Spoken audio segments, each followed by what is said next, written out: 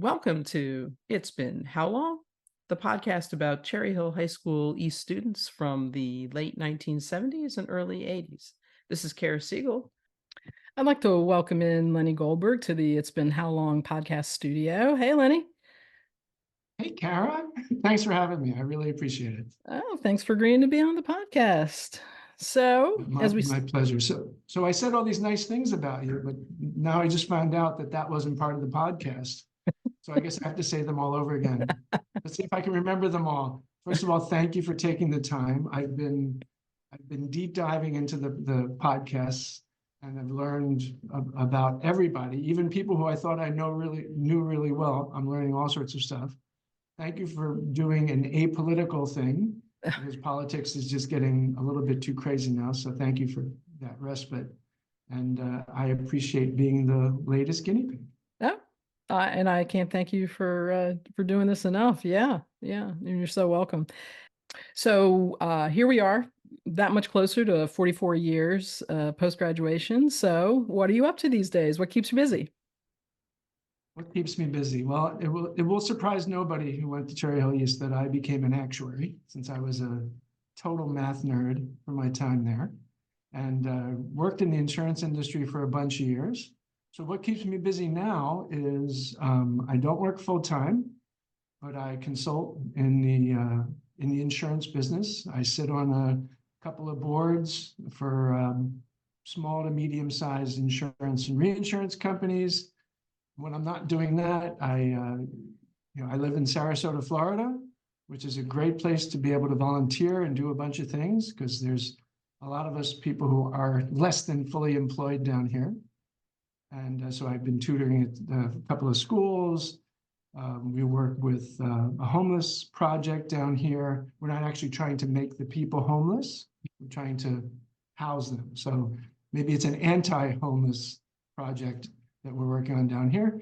And in a bizarre turn of events, I am the president of a small local professional theater here Really? in Sarasota. I know very little about it, but they're patient with me and they're teaching me what I don't know. And I'm really, really enjoying the experience of bending my brain in a direction that it's never been bent in before. Well, are you getting to perform as well, or? No, in fact, the sort of the deal is the producing director she's very focused on new plays, and we do a lot of world premieres. So the very last thing she wants is my input artistically. And I'm very happy, since I have no artistic skills to give her. I have some administrative skills. I can understand budgets. I can help with marketing and that sort of stuff, but I know nothing about the actual product. So I think it actually fits the bill really, really well. And if I ever told her I wanted to act, I think she would ask me to leave. Okay. I think my last acting was at summer camp at age 14. Well, there you go. Yeah, it's not a skill. Okay. So what do you do for fun?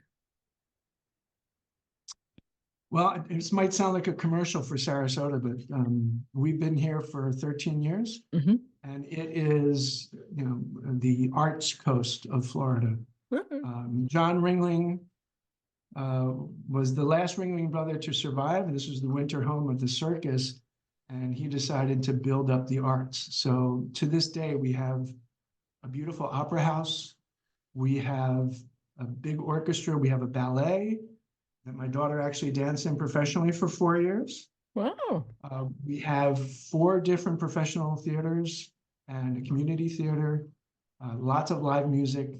So there's always something. We're out probably 2 or 3 nights a week at a play, at a concert, just listen to somebody strum a guitar. So there's plenty of fun stuff to do down here. It keeps us busy. And then we do the odd traveling. Oh, okay. So you have not yet been bitten by the pickleball bug? I've played exactly once. Have not injured myself yet. Good. I think I heard Scotty Goldberg's podcast is one of the ones I listened to, and I think he had some severe problems the first time he played. I still think I'm a tennis player. I've played tennis off and on for years. Okay. And even though physically I haven't played tennis in about 6 years, I still consider myself a tennis player. So I haven't really moved to pickleball full on. But that might, who knows, that might change. Okay. So what'd you do for fun back at East? Clubs, sports? I was, I got the General Hospital Award for the men's soccer team, the boys soccer team. I played freshman and sophomore year. Junior year, the very last scrimmage before our first game, I broke my leg. Oh, It was a long ball down the field, and John Newcomb was coming one way, and Pete Denon, all-state defender, was trying to cover him. And I can picture it like it was yesterday. Newcomb trips Denon to try to get to the ball. Denon goes right into my leg. oh, That was the end of my junior year. okay. And then senior year, because I was a goalkeeper, broke my thumb twice. Oh, Coach Heisman was kind enough to let me play a little bit of left wing when the good players were getting tired and they needed some replacement. So I did get to play a little bit my senior year, but not too much. But that's sort of the history of my soccer career. I was also in the ping pong club. wow. I don't know if anybody knew we had a ping pong club I because it did wasn't. not know. Mr. Fleming from he was a gym teacher, great guy. And in fact, the year I broke my leg, I got to go to the ping pong club a little early because I wasn't playing soccer, and I played for 2 weeks in a wheelchair, which was, it just kept me busy, Yeah. and it was something to do. We had so And then, many things that I just didn't know we had. That's amazing. I did not know we had a ping pong club. it's not something that we all bragged about. You don't get a letter for being in the ping pong club, I don't see but why it not. was something my older brother and I played in the Yeah. basement all the time. That was Yeah. sort of when and so we got a little bit good at it, and so it was fun to do that. I actually won my freshman year of college. I won a couple $100 Oh, because we're getting drunk with some people that we didn't know, and we had a ping pong table in the dorm, yeah. and they were bragging on their guy who was so good. Yeah. And my guy said, well, he should play Lenny. And I kind of kicked his butt, and we won a couple $100 of beer money as a dorm, and so That's there you great. go. That was the pinnacle of my table tennis career. Well, I'm going to tell you, do not give up yet, because just last week I competed in the senior games in ping pong and won my age group. And What? tell you, and this is from my county, so I'm blowing my own horn here. And the thing that was so inspiring is there was a match between two 90-year-old women, and they weren't bad. And I just thought, now they couldn't bend down to pick up the ball off the ground. So there were people to do that, but their hand-eye coordination was still that was still there. And I just went up to him and I said, man, you guys are my heroes. So I can only hope that I am playing 30 years from now. Well, it sounds like next time I'm in North Carolina or you're down here in Sarasota, it's We'll a play. match. Absolutely. All right. Absolutely.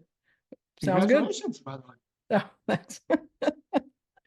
Oh, But goodness. I don't think I did too much else at East. So I I think looked in those the, were two things. yeah, that was in the book, but not the ping pong club. Gotta say, it was very low key because it did not make your list. But something about the environmental education. I don't know exactly what that was, but that was on. And then Yes. and then you were a ranking scholar. Not it wasn't an activity, but that was one of your. It was not an activity. That is correct. We were ranking each other. That was the activity. That was the activity. Yeah, I went in both my sophomore and my senior year. I guess I couldn't do it my junior year because I had a broken leg. Yeah. Remember when we were in 6th grade, we did Yeah. those environmental camps and whatever it was, Mount Misery or Mount Misery, yeah. I went for a week, both my sophomore and my senior year, and had a ball. Because Yeah. my hero from Sharp Elementary School was Joe Houdart, and Mr. Houdart was all about the environment. Yeah. So he asked me to come, and I was really happy to do it. Yeah. Yeah. I did that as well It for was my fun. elementary school. It was a lot of fun. It was a lot of Yeah, fun. and I got to drink with the teachers, which was Yeah. really, really. So Uh, I so guess it didn't say that in the yearbook. It says it doesn't say environmental ed and drank with the teachers. no, no, they must have cut that part out. A little editing on the part of the staff. So what did you do after graduation? After graduation, should I give the Eddie Denkin answer? You can give the Eddie I Denkin ran answer, out of absolutely. gas. I ran out of gas with Yeah. my date in the. That was Do you remember what? the Do you remember what restaurant you went to afterwards? we didn't go to a restaurant. Oh, okay. So I have a good story about graduation day. Okay. From what I remember, because it was a long night, and I don't remember how I got home. But Oh, I never owned a car. I didn't get my license until like I was 21. So other people were driving me. I believe I was in Mark Milask's car. And we went to a few parties. And I don't know when I got home. I think it was after sunrise. 25 years later, I'm talking to somebody from that group. I forget if it was Barry Dudnick or somebody. And they gave me Mark's phone number. And I called Mark, who I guess owned a couple of bars in Florida, was oh very wow. successful. He still had my high school diploma, which I evidently left in his car, and never realized that I left in his car. And I talked to him on the phone, and he said, I've probably moved 7 times, and I've taken your effing diploma with me each move, and I made sure that he goes, when are you going to get it? We never made a plan. It was kind of hilarious. So Mark, if you're listening to this, you can burn it. I have no need for it. Thank you for taking such good care of it for, what is it, 44 years? Yep. I think he put his name on it now because he kind of deserves that. Oh wow. So That's that's what I did graduation night. all right. And then after that, I went to Rutgers for my undergraduate. Studied mathematics, of course. I thought I would be a math professor. Oh Was really? sort of but I realized my math professors were so good. I mean, I had one math professor who brainstormed 3 days a week. He was coming up with a new form of calculus Oh, to wow. solve certain subsets of problems. And I'm like, I can't do this. I'm not this good. So senior year, I decided to go look for a job. I had these esoteric math classes, topology and all this weird stuff, not a lot of probability and statistics and all that. Had a hard time finding a job, finally picked up a job as an actuary, did pretty well in the exams. In fact, I have another connection. I listened to your interview with John Sorrell. Yeah, yeah. John Sorrell is one of the few people I saw after I graduated, because he was at the College of Insurance. There is Yes. such a thing in Yeah. Manhattan. And I was studying for part 4 of the actuarial exams there, and I ran into him. Wow. And of course, I knew who John Sorrell was. He was larger than life figure. And I think he pretended to remember who I was. But he was very gracious about it. So there was a John Sorrell sighting in my insurance history. I wound up working for a couple of insurance companies, met my lovely wife at one of those insurance companies. And this fall will be 34 years married. And I went through a succession of jobs, wound up leaving the actuarial field and getting into more of the management side, and started to run some insurance companies and profit centers. And then we moved to London for a little bit. Oh We wow. lived there for 2 years. I became a big Chelsea supporter because that's where we lived. Much to Rob Thurston's dismay, because he is, for some reason, an Arsenal fan. Hi, Rob. Hope you're listening. And then helped to start up a company, a reinsurance company in 2005. We went public in 2007. What is a and reinsurance company? It's exactly what you think it is. It's an insurance company that insures other insurance companies. Oh, okay. I don't want you to lose your audience, so I won't go into a lot of detail, but That sounds good. assuming you're writing homeowners business in Florida, and if a big storm came through, you would be bankrupt. So you can lay off some of that risk. There are probably a couple of hundred professional reinsurers around the world, and all they do is they're like casinos, and they take bets, and you lay off the risk and that kind of stuff. Yeah. So and that was my last full-time job. I'm still on the board of that company.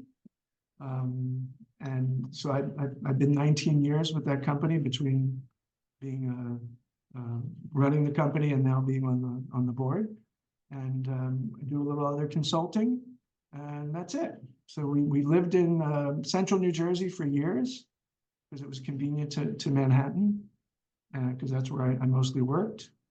Except for the 2 years in London, we were there until about 2011 when we decided to move down here.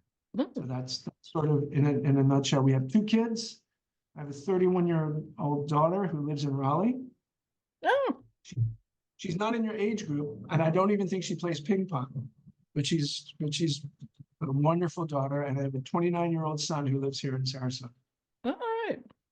Well, if you find yourself visiting your daughter, swing over and we'll play. Where are you? You're in Chapel Hill? Yeah. Chapel Hill? Yeah, not far. So did you have a job in high school? No, not Okay. really. Well, again, everything's a story, right? I guess Yeah. when you hit a certain age and you're an old Jewish guy, everything turns into a story. My older brother was highly allergic to grass. Okay. I was young, I had to cut our grass. And I turned that into a business. I was cutting the neighbor's grass. And I probably did that through 9th grade. Okay. But it was awful. Yes. The days, it would rain for 3 days in a row, and everybody would call me, and you had to cut it. And back then there wasn't a mulching mower. You had to bag it and put it by the side. I think I got paid, a couple of nickels for doing, so I kind of stopped doing that. But through my high school career, I was big into youth grouping through something called PAFTY, the Pennsylvania Area Federation of Temple Youth. And especially my junior and senior years, it was sort of a full-time gig. I was running the region my senior year, so every weekend I was at a different synagogue doing something. So I really didn't have time for a job. I barely had time for school. I kind of really checked out, and especially my senior year, because I was having so much fun traveling and doing all that other stuff. So do you have no job? No job. So do you have a favorite place you've traveled at all? Favorite place. Love Barcelona. Okay. I mean, for a combination of, you're right on the Mediterranean, it's amazing architecture, great weather, most amazing food, lovely people. I have to say Barcelona's up there, but can I kvel a little bit here? Yeah. My daughter and her husband, he started an NGO in Uganda that started solarizing schools, and we just came back from Uganda a week ago. I saw that. Yeah, it was a very, very cool trip. We got to meet a lot of students, a lot of teachers, a lot of mayors and other potentates we got to see how the kids do what they do. And right now they've solarized 50 schools in Uganda, which makes a huge difference because the kids are there full time. They're boarding schools, and the fact that they have lights, they can study in the evening, they don't have to breathe in kerosene fumes. It makes such a difference in their education and their trajectory. It was wonderful. The name of the NGO is allweare.org. I'm allowed to put in a little commercial. Yeah. So there you go. So that was absolutely eye-opening and one of the most interesting trips I think I've ever been. Oh, that's great. That's great. Yeah, I saw you post on Facebook. That's very cool. All right. Um, so was there a class or a teacher at East that influenced you beyond your high school days? Uh, I have to say, well, I think Mrs. Carpenter was a favorite. She gave me a really hard time about doing that environmental ed, Hmm. and we came to a conclusion, a solution. I had a little red tape recorder, and she recorded all the classes. And so she kind of taught me how to be responsible, and how to, you know, make sure that I was, taking care of everything I need to take care of. And she was tough. Yeah. So she said, you're not leaving my honors class for a week without, so she wasn't going to let me go. Right. And eventually we came up with a solution. And there was one other teacher, um, I think he was either Mr. Simon or Dr. Simon, reddish Okay. hair, beard, high school history teacher. And he loved to talk about current events. He loved to talk about movies. Hmm. He had us rate movies. Back then it was $4 to go to a movie. So he would have us rate movies based on how much they were worth. So if it was a $2 movie, you lost money by going there, but it could be a $10 movie. What a great experience that was. So, and he also had us watch the entire movie Dr. Strangelove Yeah. and explained every nuance, every detail. I think it took us 2 weeks to get through the movie. And I don't know if anybody else had that experience with him, but it was fantastic. And it quickly became, anticipating a future question, my favorite movie, because Ah. I knew every nuance of that movie. Became a big Stanley Kubrick kind of guy after that. Oh, wow. So those are the two that I kind of remember the most. Yeah. So did you have a high school sweetheart? I did not. I did go to senior prom. I went with, and I forget her name, it was somebody who was dating somebody who was in the military. Oh, And I remember, I think we were all in the library, and there were a bunch of people talking, and they found out both of us weren't going. So we decided to go as, not as couple. partners, but Yeah. just go. Yeah. I'm sorry, I forget her name, but I think she spent the entire time in the bathroom crying. Because she was with me, more likely she was missing her boyfriend, who was deployed somewhere. I don't even know where he was deployed. And I danced the night away and managed to completely split my pants in an extremely embarrassing way. So it was not a great night, but aside from that little dalliance, I had no sweethearts in high school. How did you meet your current sweetheart? We worked for the same insurance company.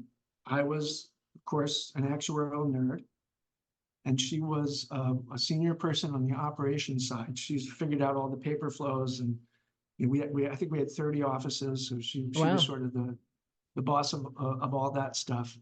And the CFO of the operating group that she was in had a big project, and he and I were like tennis buddies. We played tennis together. And so he knew me, and he put a team together to try to solve this problem. And she'll tell the story if I let her onto this podcast. The first time she met me, and this guy was the CFO, she thought I was entirely too familiar with him.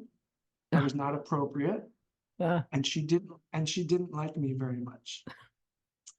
I was, I was a little bit full of myself back then. I thought, I was something special. And she was probably right. But within 2 weeks, of working on the project together, I invited her out to dinner. I guess that's the move. We want to talk about the project. No idea what the project was about to this day. No idea. And that was the beginning of our relationship. And a year later, we were engaged. 2 years later, we got married. And the CFO who brought us together, we made him sign the wedding certificate Ah. and said he was on the hook if anything went wrong. But like I said, in October, it'll be 34 years, and it's been absolutely wonderful. Mazel tov. So do you have any friends from East you're still in touch with? I'm gonna have to do a mea culpa and say just barely. Mhm.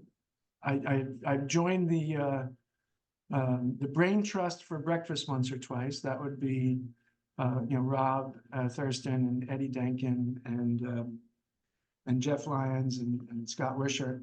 They indulged me. I think I had breakfast with Debbie Yaris Segrist. Yeah, Did I say Segrist. that right? Hmm.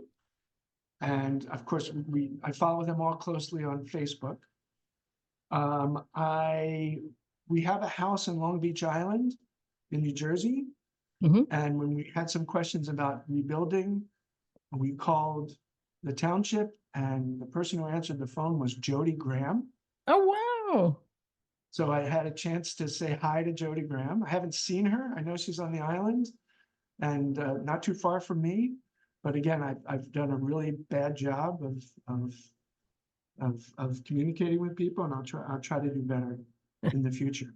I'm trying to think if there's anybody else that I can. The guy who I see more than anybody is David Janofsky. Oh, really? Yeah, and again, the synagogue connection, right? Yeah. He's David J, and Okay. he performs in the Cape Coral, Florida area, which is about an hour and 15 minutes south of here. And I've seen him perform. I've taken my wife and my sister-in-law to see him. And then I saw him at the Rolling Stones concert. The Stones did a concert in the stadium in Tampa. Oh, wow. Got a ticket, and we were tailgating, and from what I remember, I saw David there. I think I saw him there, and I think we had a bourbon together, or maybe two. All right. So he's probably the person in the last 5 or 6 years that I've seen the most. Well, that's great. But I promise to do better. Yeah. And by the way, thank you to Alan Feldman and whoever else is helping him for doing this 45th event, and I will definitely be there. All right. All right. I have some.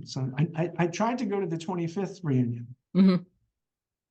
Another story. Yeah. I was connected because Eddie is a great connector. I was connected via email for the 25th because that was pre-Facebook. And I asked him if he knew when the 25th reunion was going to be and where. And he told me. And I thought he told me it was the Saturday after Thanksgiving. Hmm. I drove down from Central Jersey to the hotel in Cherry Hill. And I said, I'm here for the Cherry Hill East 25th reunion. And I walked all over and I couldn't find it. I think Bishop Eustace was having their reunion. West might have been there. And someone informed me that East had been the day before. Oh, geez. So it's totally my fault. Eddie, if you're listening, it's definitely not your fault. I messed up. But I came one day late to the 25th reunion. Were you there at the 25th reunion? I do believe I was. I do believe I was. So I would have seen you there. Okay. But we'll see you in the spring. We're all going to try to make that happen. And then there was a group that got together at PJ Wellahan's. Yep. That's got to be how many years ago?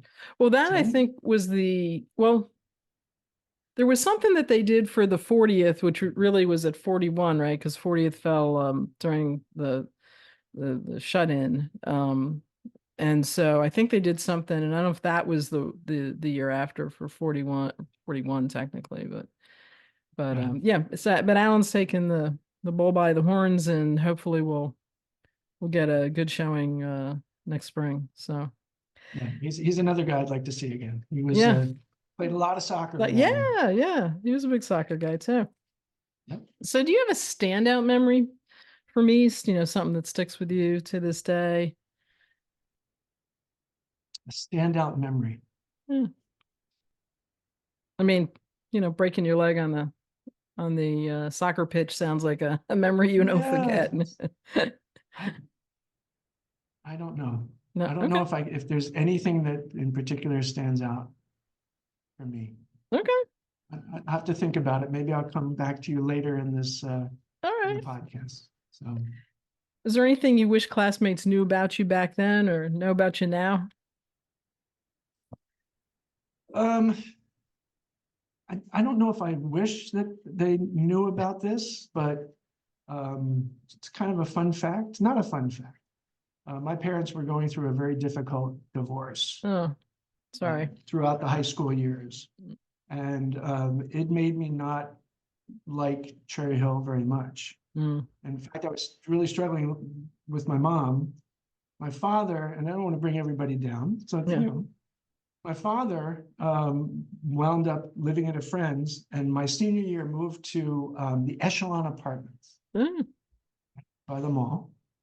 And I decided my senior year, rather than live in Old Orchard, a mile and a half from the school with a nice bus, because I didn't have a driver's license or car, that I would live with my father and hitchhike every day to school. And there was a sweet cafeteria lady whose name I would never remember. She was probably in her early 60s. And I would say 4 days out of 5, she picked me up. wow. And we'd chat, and she'd take me to the school, and maybe she'd give me an extra French fry during lunch. Actually, senior year, I had that short day schedule, so I No. didn't actually see the cafeteria during the day. So hats off to her. And then I would generally, I'd have the early schedule and I'd walk home. So that was sort of my senior year. So I don't think I wish that people knew that, but that's sort of Interesting for fact. some, I made that decision. Yeah. In hindsight, it was very silly, and obviously in later years, my relationship with my mother improved dramatically, and it was all lovey-dovey and wonderful. But for that one year, it was quite difficult. So that was going on senior year. Yeah. All So, right. but I do promise to be a better classmate going forward. So, and I will try to communicate better with the people that I cared about at East, and even the people I didn't know at East. Sounds good. So a lot of those people too. So hold me to it, everybody. We will. Have you ever been back in the building? I don't think so. I Okay. mean, I had a brother who was 3 years younger. Okay. So, I guess you could tell a story that, you came by and picked him up, but I didn't have a car, I didn't have a Yeah. license. Yeah. So I probably didn't even do that. So my guess is I never came back to the building. So So back in 1980, you've graduated, you're looking down the road. Is this where you saw yourself? absolutely not. 100% not. I thought I'd be in academia. I thought Mhm. I'd just, be a bum. I didn't see myself being a business guy. So that was a surprise. I didn't necessarily see myself being married. Um, I can convince myself as a young man that it was an outdated institution. And my wife set me straight on that, and I'm thankful that she did. So, no, this is not where I expected to be. I didn't necessarily expect to be in Florida. Mhm. I'm thankful for that I have a wonderful wife and two amazing kids, and now a son-in-law. So that's turned out amazingly well. But no, I thought I'd be pretty much an F up most of my life. That was sort of me, you know. All right. So did you enjoy high school? Um, I really wanted to get out of Cherry Hill. And I think part of it was the home life situation. Part of it was, I don't know, I guess I thought I was edgier than that, you know. I wanted to move. I wound up moving to the big city of New Brunswick I was going to say, you went in from Cherry college, Hill to New Brunswick. There you go. That's edgy. but Yeah. then I lived in New Brunswick for a number of years, working in Manhattan and in Central Jersey. It's, you know, it's, and quite honestly, after living in suburbia for years, raising the kids, here in Sarasota, we're downtown. It's not a huge town, but it's, you know, there's weeks I don't have to get in my car Oh, because I can walk to all the venues and restaurants and all well, that's sorts of nice. stuff like that, coffee shops and everything. So I Well, kind that's of like great. doing that. Yeah. And yeah, so I don't even remember what your question was. Me I'm either. just rambling. I'm It's just all totally good. rambling. That's okay. Best piece of advice you would go back and give your 18-year-old self. Maybe you gave it to your 18-year-old kids. Uh, yeah, um, that every decision isn't, you know, make or break. It's not the end of the world. And you know, I told a lot of people who worked for me who wanted career advice or were wondering what to do, that they were too young to make a mistake. Hmm. Meaning, if you did something that wasn't exactly right and you fell off track for some reason, you had plenty of time to fix it. I felt a lot of pressure, obviously, being a nice Jewish boy, pressure on the grades. Um, I was kind of shy in high school. I did act out a lot, but you know, I didn't let a lot of people close to me because I was a little bit scared of that. So I think I've learned from that, and hopefully I'm a different person than I was in 1980. 1980. 1980. Holy cow, Yeah. that's crazy. So we've reached our fast and furious finish. So I know part of the answer to this first question, your favorite movie. Did you have a favorite TV show or maybe a favorite book in addition to the movie? Book, I was a big Kurt Vonnegut guy. I think a lot of us were. In fact, freshman year at Rutgers, he did a reading and he Oh, came, wow. and I decided not to go Oh, because if he was a dick, I didn't want to know it. uh, I was so invested in the guy, and I'm thinking I need to go back and read his books. But that was he was the guy for me. As far as TV, I think MASH was the big thing, but yeah. for us, it was Monty Python. Yeah. And that's ever since junior high school. When we first saw Monty Python, I think it was on PBS back Yeah. then, Yeah. channel 13 or 12 or whatever it was. Something like that. Yeah. We would just, all of us would crack up. My father, all three of us boys, we couldn't get enough of it. We couldn't believe what we were watching. Yeah. And to this day, I love everything Monty Python.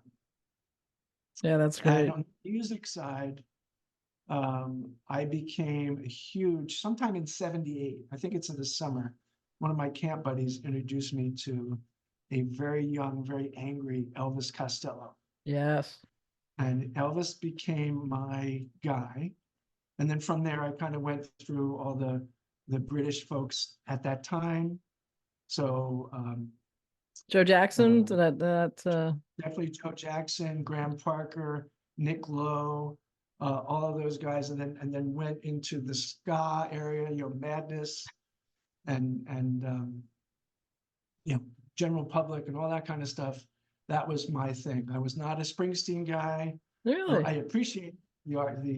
I was not a Beatles, a little bit Stones, not too much, and then you know, no Led Zeppelin, nothing like that. I was listening to, I guess it was considered new wave, Mm. and to this day I listen to, you know, my Sirius XM is always on Alt Nation, always listening to new music, Yeah. and I really love it, really do love it. That's great. And you can walk to so many venues. So, did you have a favorite place to hang out with your friends back in high school? If you did any hanging out?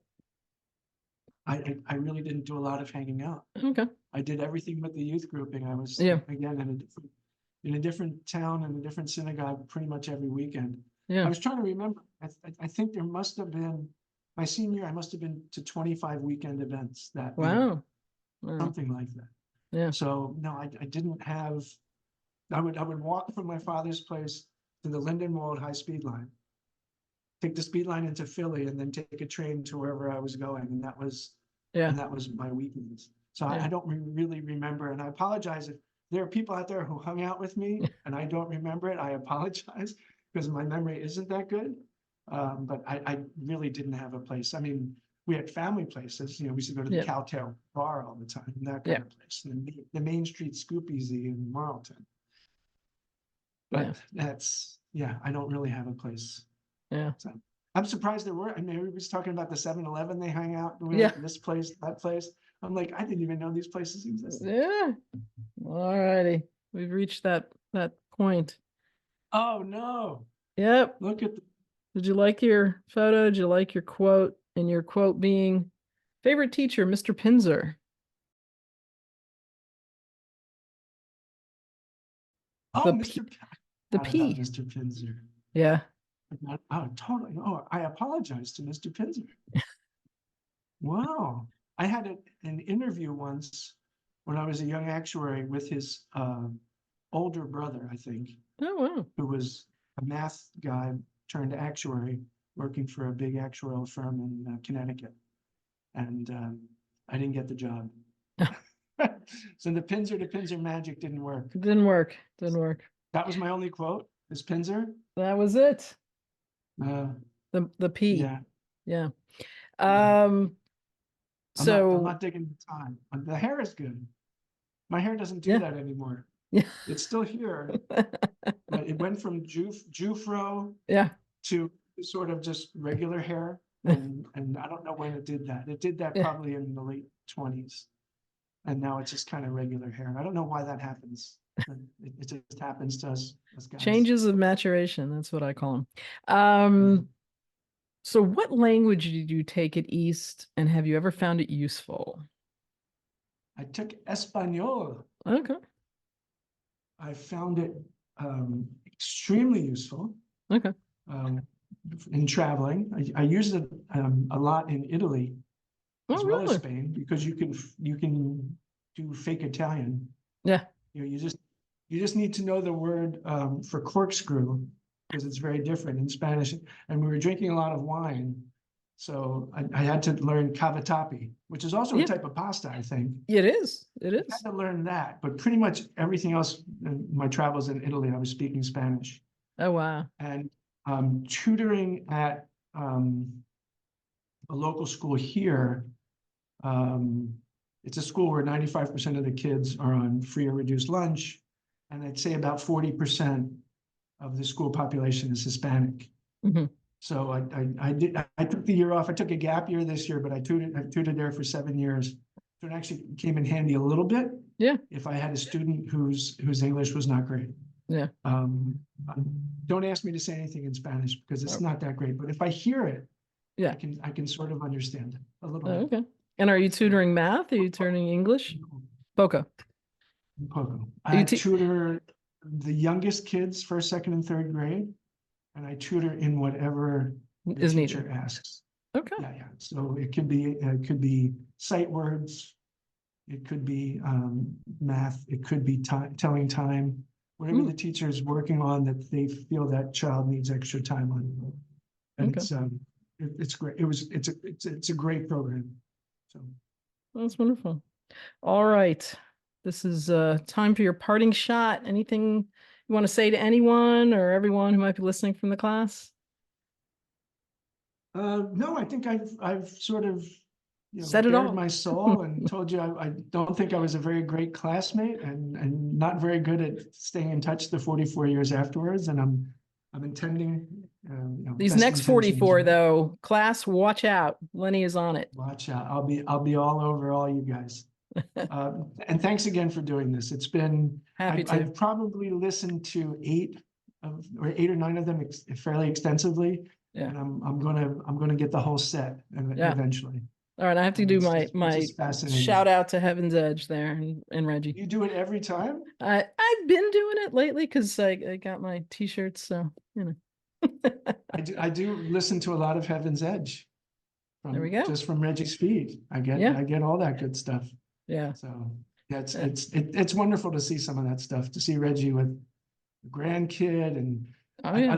I loved all the teaching the stuff that Yeah. he shows when he's teaching his little kids, and it's fantastic. So It is. It it's is. good to be Reggie. Yeah. He's a good man. Well, Lenny, I can't thank you enough for taking time out and doing this. It was great to hear what you've been up to, and I really hope I'll see you next spring. And You will see me next spring, and if anybody's an LBI, connect with me on Facebook, and I'd love to buy you a beer or a cup of coffee or a Slurpee. there you go. There you go. All right, Lenny. It's been Thanks again, great. Kara. Thank All you. right, cheers. Bye. Bye-bye. Thanks for joining me on It's Been How Long? The podcast about Cherry Hill High School East students from the late 1970s and the early 80s. A shout out to my cousin Brad Corbett, whose podcast We Weren't Friends in High School inspired me to do this podcast, and whose advice and encouragement have been so helpful. Thanks also to my husband, Randy Cockdale, who read all the fine print on the podcast hosting website so I wouldn't have to. And thanks to Jeff Lyons, content consultant and guinea pig, and to Deborah Smead, also content consultant. And thank you to all our classmates who are listening in. See you next week.